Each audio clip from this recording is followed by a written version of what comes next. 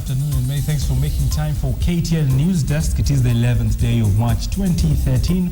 My name is Bonny Tunya. We have gathered news and information from across the country and even outside of the continent.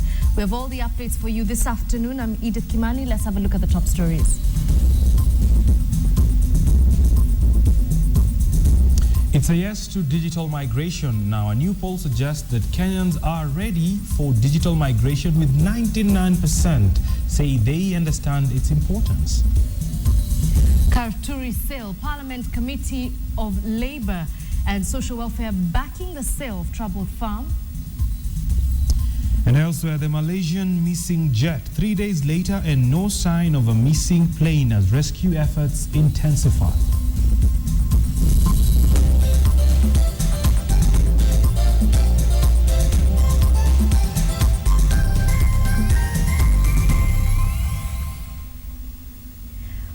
People are feared dead after a matatu veered off the road this morning in Nandi. The 9 a.m. incident is said to have occurred after the matatu veered off the road, plunging about half a kilometer down a steep hill. A mother and her 2 children are said to be among the survivors, whose number is yet to be established. The area OCPD is also set to issue a statement anytime now with better details into the number of survivors and which hospitals they have been taken to. Elsewhere on the roads, the women representative of Migori County, Danita Gatti, has been rushed to the Narok District Hospital after the car she was traveling in spun out of control after one of its tires burst. Gatti is reported to be in critical condition.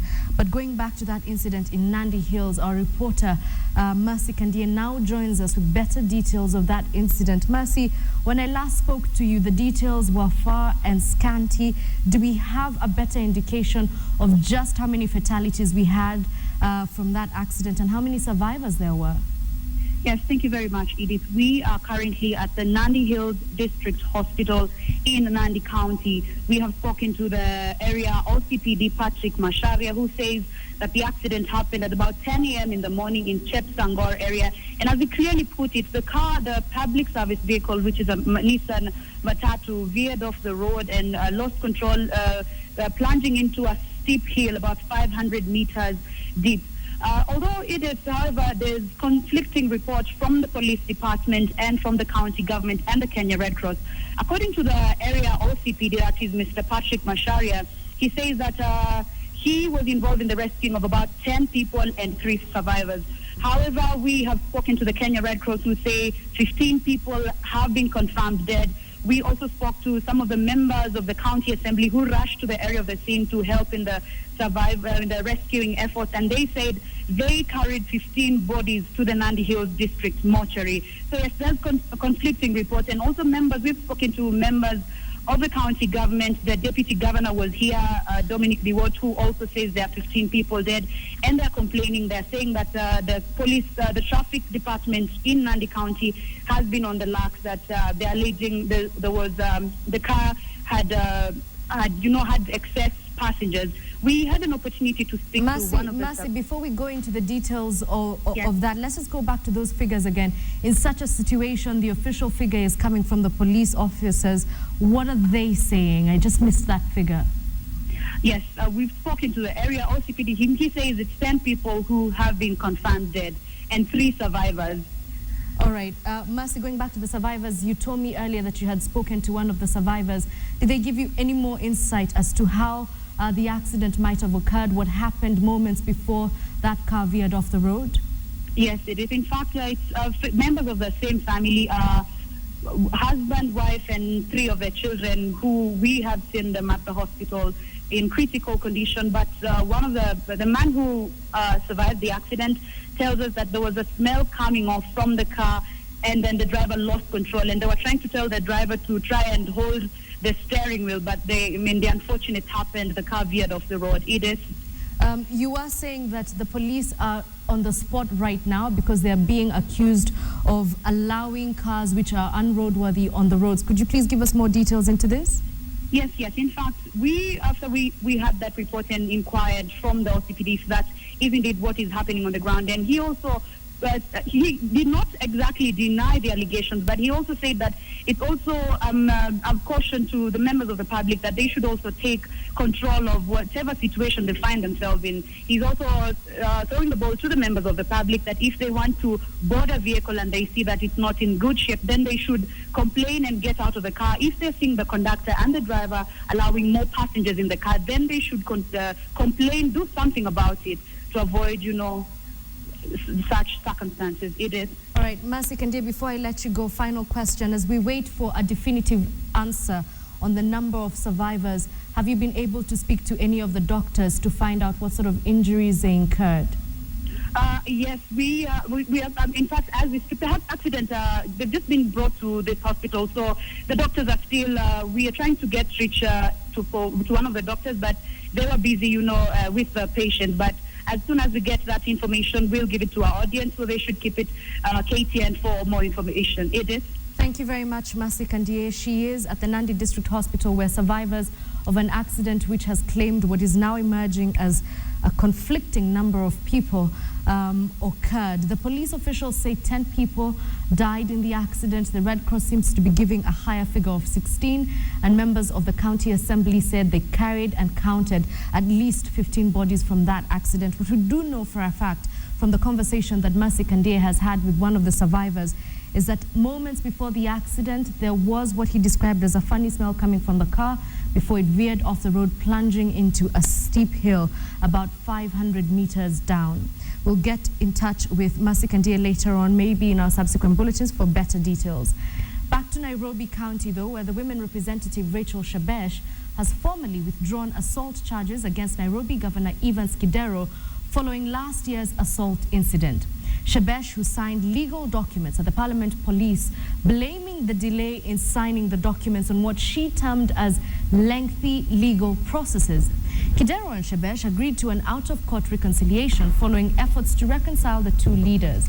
The Director of Public Prosecutions had demanded that Kidero and Shebesh must be present themselves to various police stations where they file their cases to withdraw the charges before the state can drop the criminal charges. Yes.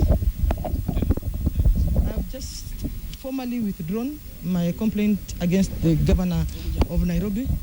I did it formally because that is the instruction of the court. The investigating officer will now be moving to the office of the DPP to show both our withdrawals. I believe the governor withdrew his complaint last week, and now I have withdrawn mine. Right, time for reconciliation, as it were. Now, 99% of Nairobi residents understand and are well aware of digital migration. This is according to the latest survey by research firm Ipsos Synovate on digital migration in the country. According to the survey, 32% of Nairobi residents who own a TV set have already purchased a set-top box, but a larger majority of just about 68% are yet to make the purchase, as it is costly. Now, the survey also reveals that 41% of Nairobi residents see the importance of buying a set-top box, as they don't want to be cut out from delivery of information through TV viewership. We established that quite a number of people, which is 63%, claim that TV is a main source of information. So if the digital migration happens and Kenyans do not have set-top boxes, they will not be able to access information. Now, the people who are saying, no, we're not ready, the key issue is that the cost of migrating, which means buying a set-top box, is quite prohibitive, and that is why we're not ready as a country. We then asked, when did you buy your set-top box?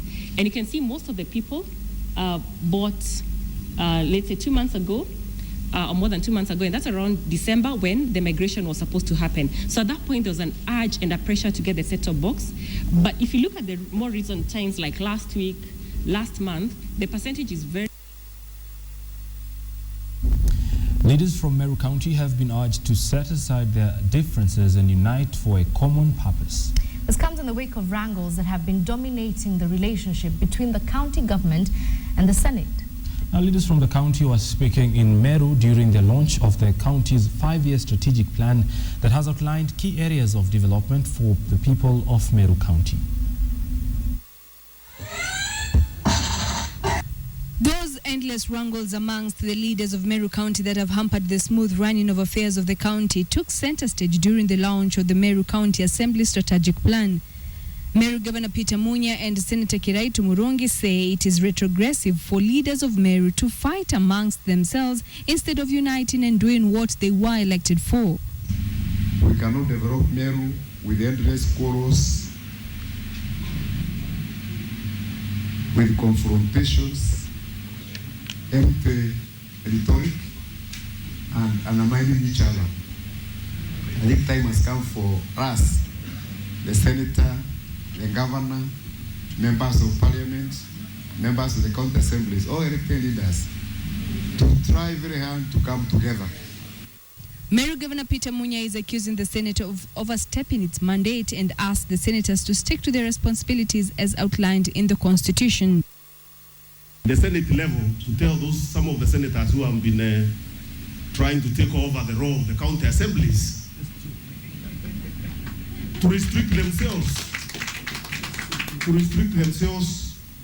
to their functions and their mandates. Munya lashed out at members of parliament for attempting to reduce allocation to counties, saying he might go to court to block the National Assembly from debating revenue allocation to counties.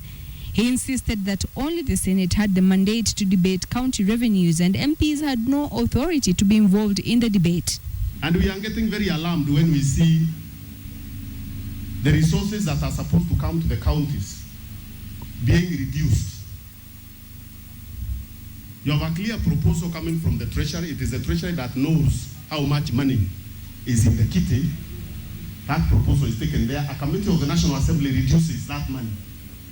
And it says, no, counties should not get this money. So they attempt to starve counties of resources. We are not going to sit down and just watch. Kiraitu defended the Senate over Embu Governor Martin Wambora's impeachment, saying that the impeachment was done by members of the county assembly and all the Senate did was endorse the decision. We are very much being accused about Wambora's case. We want to wash our hands. Wambora, was removed by the county assembly members of Embu County, not by the Senate. According to the Speaker, Joseph Kaberia, the 5-year strategic plan has mapped out the development projects needed and the needs of the people of Meru County prioritized. Then, as members of the County Assembly, our goals are basically geared towards optimizing the number of quality legislations we pass and opening up the process of making this legislation. Carol Derry for KTN in Meru. There's been a lot of talk from the weekend right until yesterday on the country's public wage bill. And now, Chairman of Governors Council Isaac Ruto has criticized President Uhuru Kenyatta and his deputy William Ruto's move on salary cuts, saying it will not make any impact. Now, the Bomet governor challenged the national government to embrace structural adjustments geared at ensuring that counties are empowered to boost the economy of the country. He was speaking at Kapsa Socio Health Center in Chapalungu, where he was commissioning a community water project funded by the county government. Sahi wanakutana kiaji ati mshahara imekuwa pesa mingi. Na hata hawajaita counties twende tuongee pamoja. There are many problems in this republic. We have got to do serious structural adjustment programs. Wacha maneno wa kutuambia tunapunguza mshahara ya watu 5, watu 20, watu 40. Hiyo haiwezi saidia sisi. Haiwezi. Let us do serious structural adjustment. Kwa vile tumekaa katika serikali ya Kenya. Tubadilishe hata mwenendo.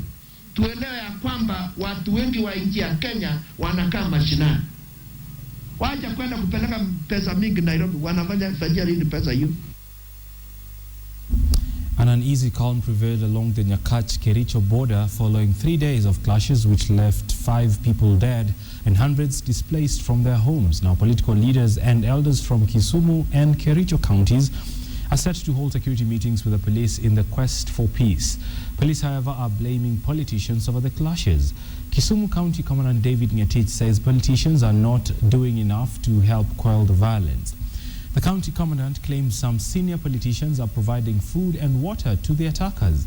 The claims by the police follow those of Nyakach MP Aduma Owor, who blamed an unnamed Rift Valley politician over the clashes. Now, Kericho Senator Charles Keter now wants the MP to name the leaders behind the clashes. A statement attributed to the honorable member of Nyakach, alleging that a senior politician from Eldoret, a senator from Rift Valley, I don't know whether he meant me or who, and a ward representative, I think it was carried by Standard, behind the attacks. I want him to know that he's a leader like me. At this time, when there are problems, it calls for all of us to make wise decisions and call for calm. That is exactly what I did yesterday, transversing the whole area. If indeed the allegations he has are true, let him make the statement to the nearest police station, let him record the statement, give facts, so that it should not be it should not be like a game being played. From the conflicts that are happening in that region in Nyakach, Right. we take a short commercial break, and when we come back, Bonny Tunya, I'm sure you'll be telling us about this Eurobond that Right. we're issuing, the first international bond. The debut, but there is some sort of delays because central bank is reviewing some of the laws involved in issuing such a bond. It's about 172 billion with a B. But also interesting, Edith, it's been 3 days of searching in Right. Malaysia. I mean, in that part of the country, Chinese people are worried. Everyone is worried. The plane fell off the face of the earth. Well, we'll be giving you more details of these stories and, of course, a lot more after this short break. Don't go anywhere.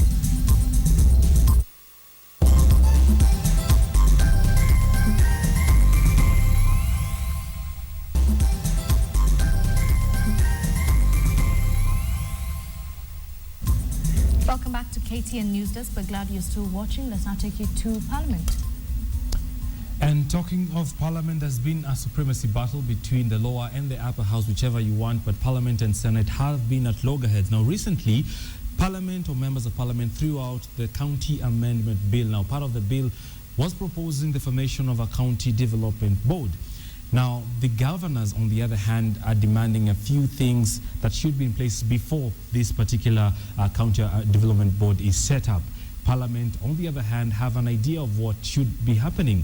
Now, earlier today, there was a meeting for mediation between members of Parliament and the Senate, a meeting that did not happen. Here is Katie and Samogina with the latest. Thank you, Bonnie. Now, the meeting actually, in fact, happened at the Speaker's chamber, but the issue of mediation team the mediation committee did not come up.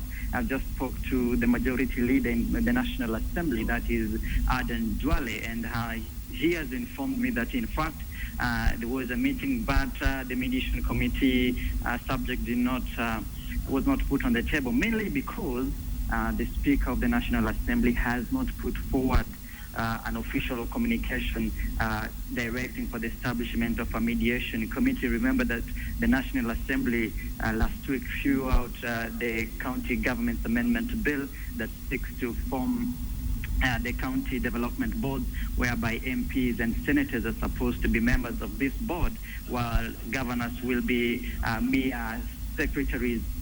Now, the argument then by the National Assembly members was that setting up of the county government boards will be unconstitutional, and for such, they threw out this amendment. Well, on the other side, governors were actually okay with the establishment of the boards, but with a caveat saying that if MPs and senators want to sit in the board, then they should also include in the members of county assemblies and also consolidate all funds that trickle down to the counties. That is the WESO fund, the CDF, the youth fund, to be consolidated. And on the first day of the county board's meeting, then they should elect a chairman. This not provide a leeway for probably just someone to be appointed to chair the board. All right, Sam, in less than a minute, do you have any indication when the Speaker is supposed to give this go-ahead for such a committee to be formed? Well, there is a general consensus among MPs and senators that there is need for formation of this mediation committee. Now, the onus is on the Speaker on how fast he can move to form that, to actually give that communication to pave way for formation of this for this mediation committee. Remember, the committee has to have 3 members from both sides of the National Assembly and the Senate. So, actually, the onus is on the Speaker to give the communication on the floor of the National Assembly, given that it's the Assembly that rejected the bill on formation of this mediation committee. Bonny? Okay, Samogina, many thanks for that update. We'll be keeping in touch to see as and when this particular committee is set, and if indeed we'll finally have the County Development Board and the passage of that crucial bill, the County Amendment Bill. Moving on very quickly, let's go to business. And a parliamentary committee has backed the planned sale of troubled flower farm Karuturi. Speaking after a fact-finding mission in Naivasha, the chairman of the Labour and Social Welfare, David Were, blamed the mismanagement and embezzling of the current crisis in the farm. Now, Karuturi, once the leading producer of roses, was put under receivership after accruing a debt of over 2.2 billion shillings to the CFC Bank and subjecting workers to 5 months without pay. Briefing the committee, the receiver manager, Ian Small, said they were working to return production to just about 150,000 stems of roses per day as they prepare to sell the farm by July this year.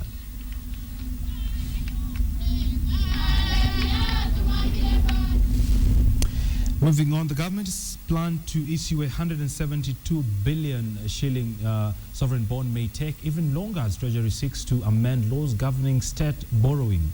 Proposed amendments to Section 50 of the Public Finance Management Act of 2012 removes restrictions that require foreign investors to deposit funds directly into the consolidated fund, instead allowing them to disburse the funds directly to suppliers. Now, proposed changes to Section 53 of the PFM law would empower the Treasury Cabinet Secretary to issue external securities and loans as opposed to current wording that makes provisions for national government securities. Now, the Treasury has to wait for a new bill, which is yet to be published, to come in force before they can issue sovereign bond, which was initially slated for September last year. It's time to wind up this edition of KTN News Desk. With a very quick did you know fact. Did you know Lego men have those little holes at the top of their heads to allow air to pass through should children ever get them stuck in their throat? I don't know how I'll use that.